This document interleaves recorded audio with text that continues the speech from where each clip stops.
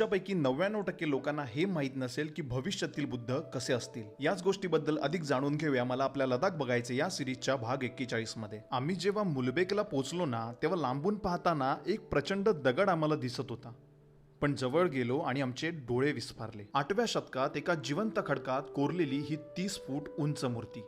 तिथे उभं राहिल्यावर मला जे जाणवलं ते शब्दात सांगणं खरंच कठीण आहे। तुम्हाला माहितीये, हे मैत्रेय बुद्ध आहेत, जे भविष्यात गौतम बुद्धांचे उत्तराधिकारी असतील। हे जेव्हा मला कळलं ना तेव्हा अंगावर अक्षरशः शहारे आले। या इथल्या मठामध्ये बौद्ध धर्माचे सरदुंग आणि नेन्से हे दोन वेगळे संप्रदाय एकत्र पाहायला मिळतात। आपण नेहमी भविष्याची चिंता करतो, पण मैत्रेय बुद्धांची ही मूर्ती आपल्याला शिकवते की येणारा काळ हा करुणेचा आणि प्रेमाचा असणार आहे।